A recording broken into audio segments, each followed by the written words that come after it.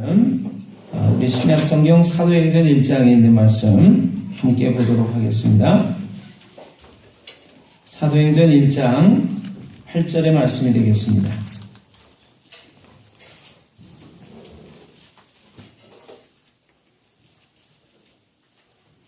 사도행전 1장 8절의 말씀입니다. 신약성경 186면을 참조하시면 되겠습니다. 우리 찾으셨으면 한 목소리로 우리 함께 하나님 말씀 읽습니다. 다 찾으셨죠? 네, 같이 읽겠습니다. 오직 성령이 너희에게 임하시면 너희가 권능을 받고 예루살렘과 온 유대와 사마리아와 땅끝까지 이르러 내 증인이 되리라 하시니라. 아멘. 오직 성령이 너희에게 임하시면 너희가 권능을 받고 예루살렘과 온 유대와 사마리아와 땅끝까지 이르러 내 증인이 되리라 하시니라. 한 가족이요, 자동차를 타고 소풍을 갔습니다. 이제 가족들이 차를 타고 가는 도중에 아들이, 5살 된 아들이 아빠에게 이렇게 물었어요. 아빠, 자동차 바퀴는 어떻게 돌아가는 거예요? 잠시 생각을 하더니 아빠가 자신이 하는 대로 설명을 해줬어요. 기름이 실린더라고 하는 그 통 안에서 뻥 하고 터지면 그 힘으로 이제 결국에 기름이 타면서 발생하는 그 에너지를 기계 에너지로 바꿔가지고 자동차가 움직이는데 필요한 동력을 얻는 거란다. 후륜 자동차의 경우에는 클러치, 변속기, 추진축, 차동기, 엑셀축, 후차륜 순서로 동력이 전달이 돼서 자동차를 움직이게 되지. 아들이 고개를 갸우뚱거리더니 엄마에게 물었어요. 엄마, 자동차 바퀴는 어떻게 돌아가는 거야? 그러자 엄마가 즉시 단 한마디로 대답해 줬어요. 빙글빙글. 이 이야기의 내용은 그런 것입니다. 소통이라고 하는 것은 같은 눈높이로부터 시작된다라고 하는 것입니다. 아무리 내가 많은 것을 알고 있다고 드러낸다고 해도 상대편이 알아듣지 못하면 쇠기에 경이 잃기가 되고 말지요.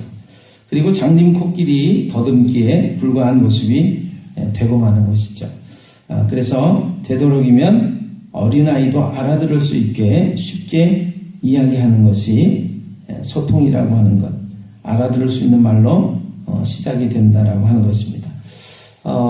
제가 이 이야기를 들려드리는 것은 하나님의 말씀을 증거할 때마다 제 마음속에 이게 소통이 좀 이루어져야 되는데 제가 아무리 여러분에게 많은 것들을 전달하고 싶어도 그 말을 알아듣기 쉽게 이렇게 전해야 되지 않겠는가.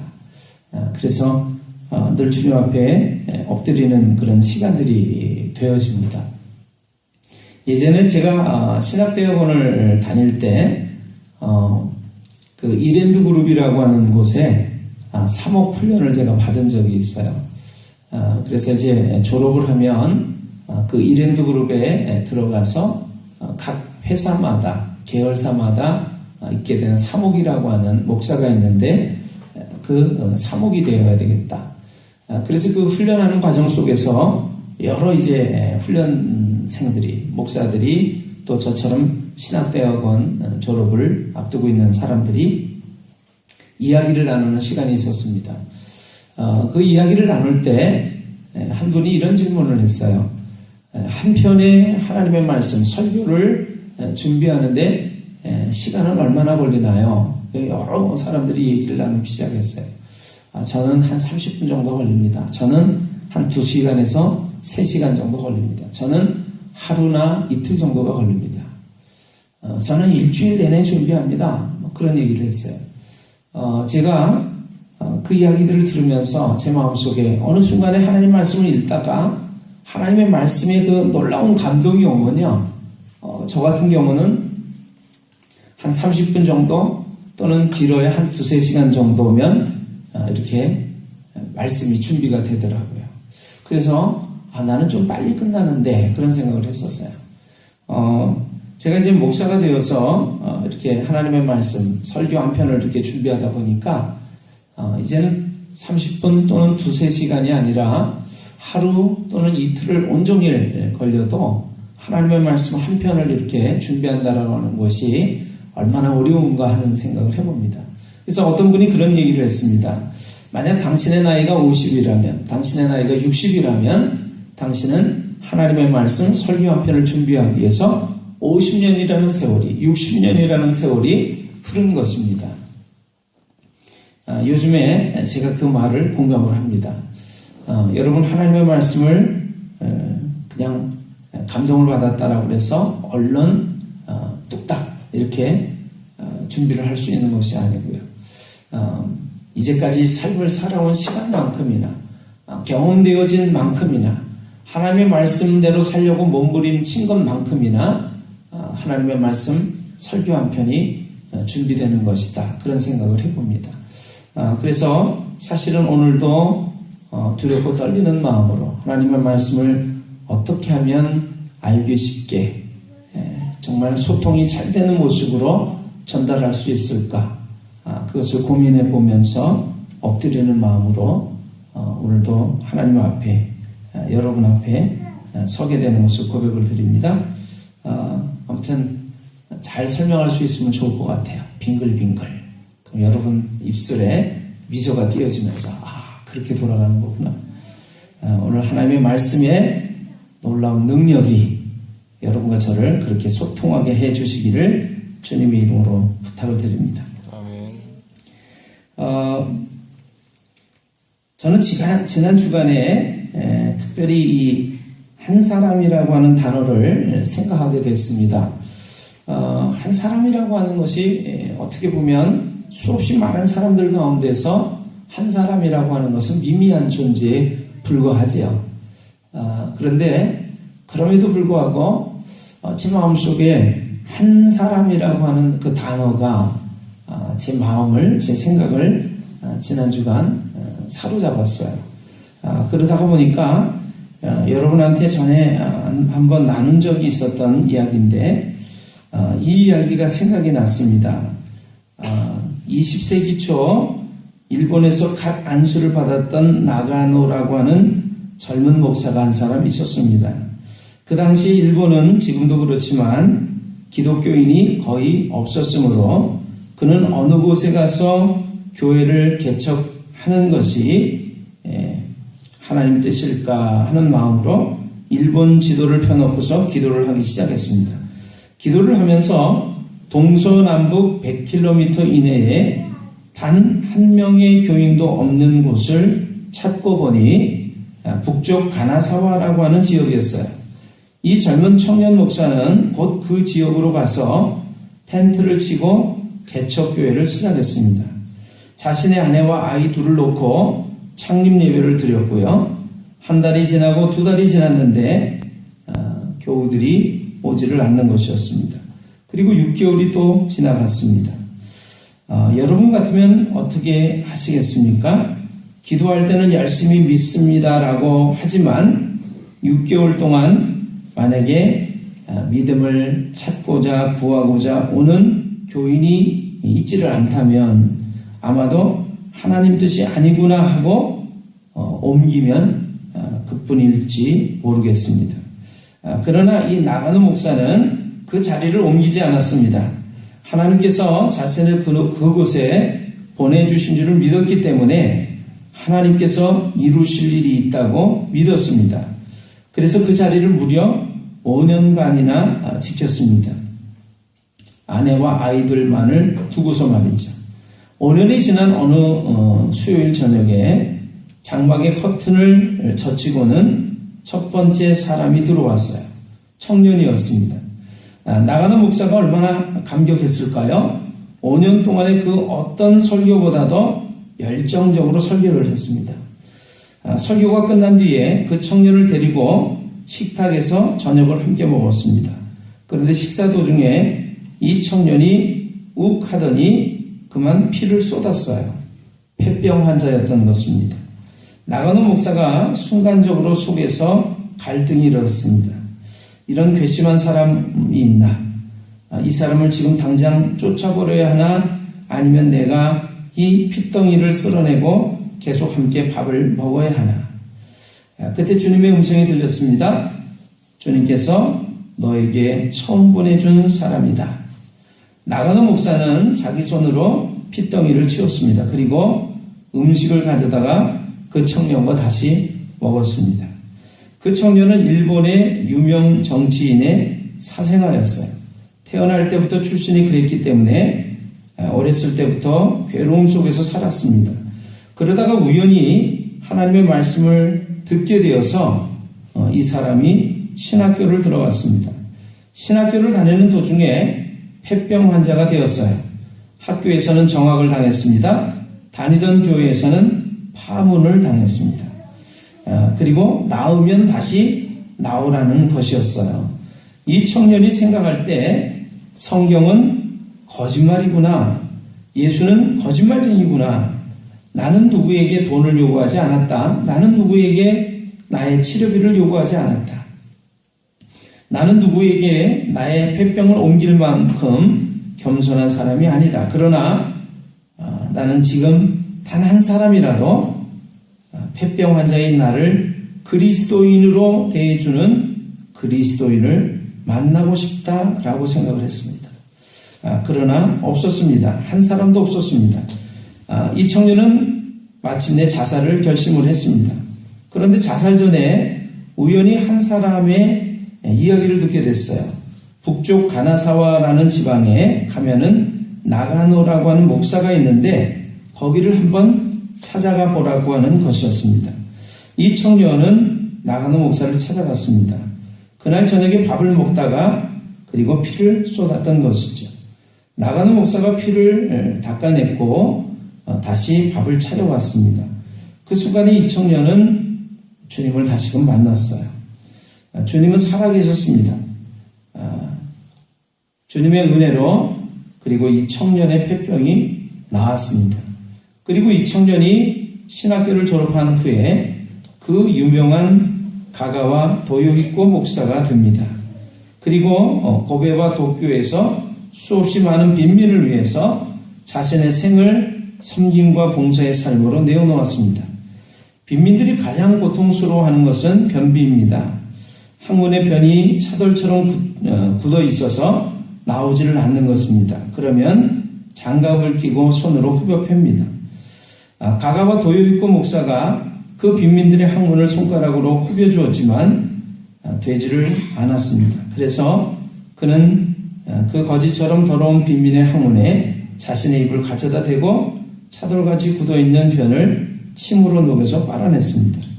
그 사실을 알게 된 일본 기자가 도요히코 목사에게 물었습니다. 당신은 어떻게 그런 짓을 할 수가 있습니까? 그가 이렇게 대답을 했습니다. 저는 배운 대로 합니다.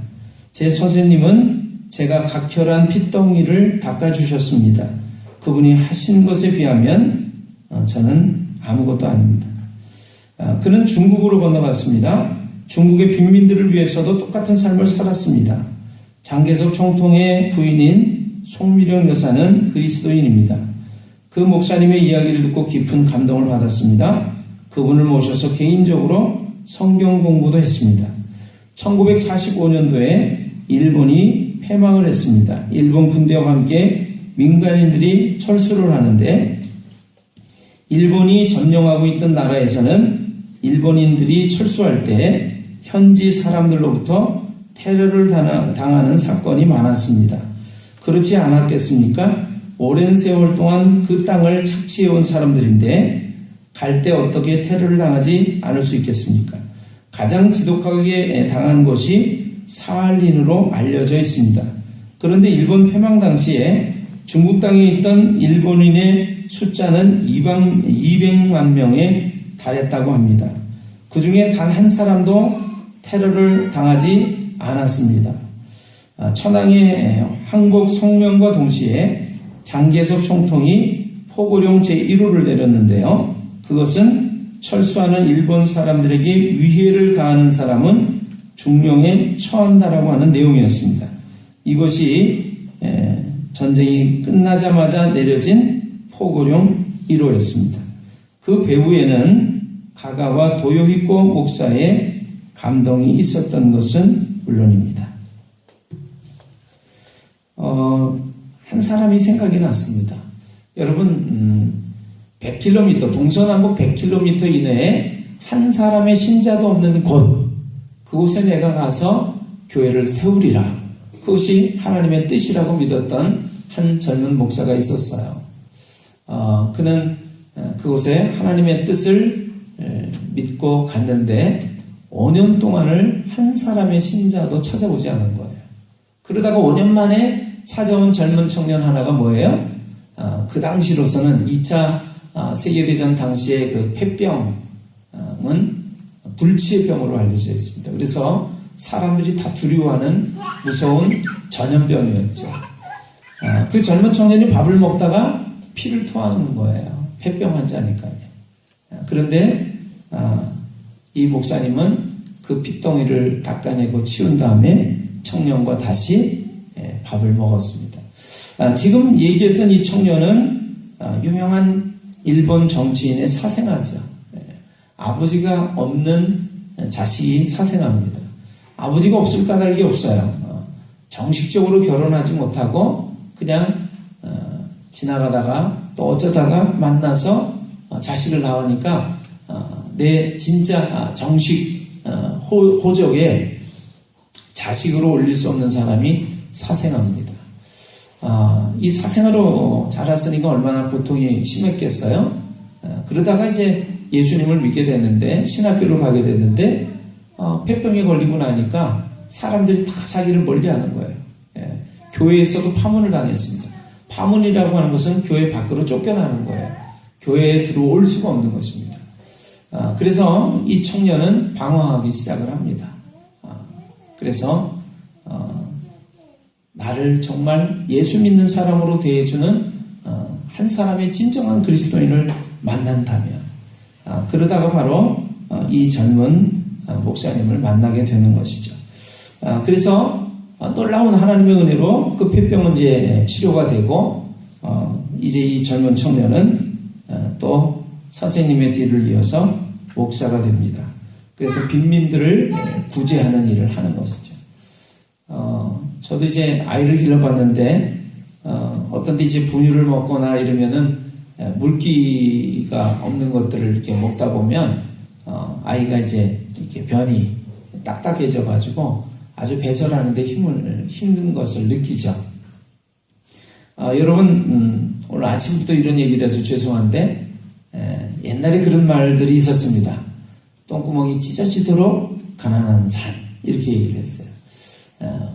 왜 한문이 찢어지냐면 먹을 게 없으니까요, 촉은 모피를 먹는 거예요. 나무 껍질을 먹는 거예요. 그래서 그런 거를 먹다 보니까 소화가 되지는 않습니다. 섬유질이 많다 보니까 딱딱한 그 물질이 이제 배설이 되는 거죠. 그러니까 그게 밀고 나오려고 그러니까 찢어지는 거죠. 그러니까 빈민들이 그래서 딱딱한 변을, 차돌처럼 굳은 변을 배설하지 못하고 있을 때, 제가 볼 때는 아마 아이의 변일 것 같아요. 그러니까 이 목사님은 그 항문에다 입을 대고, 그 아이의 항문에다 입을 대고 침을 녹여서 빨아냈다라고 하는 것이죠. 신문 기자가 그 이야기를 들으면서 어떻게 그런 일을 할 수 있냐 그랬더니, 우리 선생님은 이보다 더한 것을 하셨습니다. 폐병 환자의 핏덩어리, 쏟아낸 핏덩어리를 씻어내고 닦아주고 나하고 같이 식사를 하셨습니다. 저는 배운 대로 합니다. 여러분, 이런 생각을 해보는 거죠. 만약에 처음에 그 젊은 목사님이 동서남북 100km 내에 아무런 신자도 없는 그곳에 가서 교회를 개척을 했는데 5년 동안 사람이 오지 않는다라고 해서 그곳을 떠났더라면 어떻게 됐을까? 여러분, 그랬다면 아마 지금 우리가 아는 가가와 도요히코라고 하는 목사는 존재할 수 없었을 거예요. 그 폐병 환자 말이죠.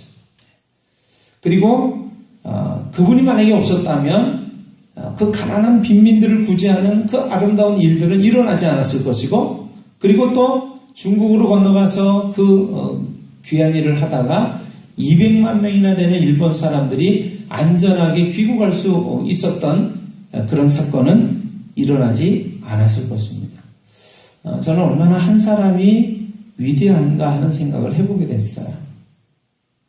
여러분, 우리 감리교회는요, 요한 웨슬리 목사님이라는 분의 변화를 통해서, 회심을 통해서 탄생이 된 교단입니다. 이 요한 웨슬리 목사님은요, 영국의 성공회라고 하는 국교의 목사였어요. 그런데 이분이 젊은 시절에 뜨거운 열정을 가지고 미국의 조지아주라고 하는 곳으로 선교를 떠납니다. 선교사가 되어서 간 이유는 인디언들을 구원하고 변화시키려고 하는 목적이었어요. 근데 2년 동안 열심히 애를 썼는데 한 사람의 인디언도 구원하지 못하고 변화를 시킬 수가 없었어요. 실망하고 그는 다시 영국으로 돌아왔습니다. 그는 그런 생각을 했어요. 나는 사람들을 변화시키려고 미국을 갔는데 나를 변화시킬 분은 도대체 누구인가? 그래서 그 당시에 이제 모라비안 교도라고 하는 이들과 교제를 하게 됐는데, 거기에 이제 피터 발러라고 하는 분한테 이런 질문을 듣게 돼요. 웨슬리 선생, 예수님은 어떤 분이십니까? 그러니까 이 요한 웨슬리 목사님이 그렇게 얘기를 해요. 예수님은 세상의 구주시죠? 이렇게 얘기를 합니다. 근데 그 질문이 떠나지 않는 거예요. 무슨 질문이 떠나지 않냐면, 예수님은 누구십니까? 자신은 세상의 구주십니다. 그랬는데, 여러분, 예수님은 세상의 구주만 되시는 것이 아니라 나의 구주가 되셔야 되는 분이죠. 그래서 웨슬리 목사님은 그 질문을 계속해서 생각을 합니다. 나의 구주가 되셔야 되는데 세상의 구주라고, 다른 이들의 구주라고 얘기하는 그런 깨달음밖에 없었던 상황이었기 때문에, 그러다가 어느 날 길거리를, 올더스 게이트라고 하는 길거리를 걸어가게 됩니다. 걸어가다가 아까 말씀드렸던 그 작은 교회, 모라비안 교도들이 모이는 작은 교회에 들어서게 되는데, 그때 그 교회에서 하나님의 말씀, 로마서 서문을 읽는 그 이야기를 듣게 돼요. 그러다가 갑자기 그가 하나님의 사랑을 깨닫습니다. 십자가의 예수님 사랑을 깨닫게 됩니다. 그래서 일기에 그렇게 써놨어요.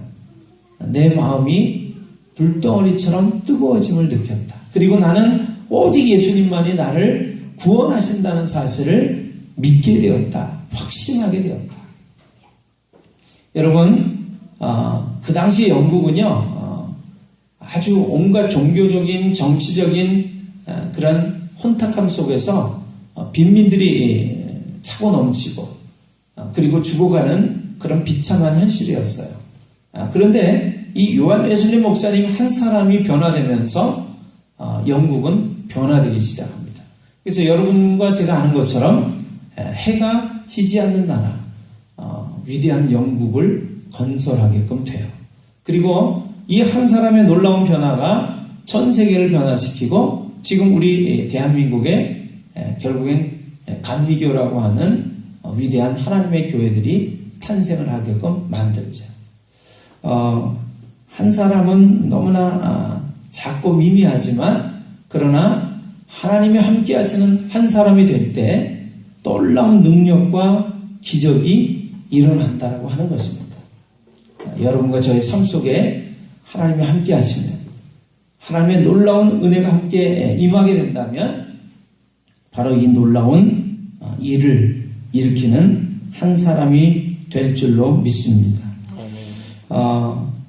저는 오늘 말씀을 읽으면서 여러분과 함께 이러한 것들을 나누려고 합니다.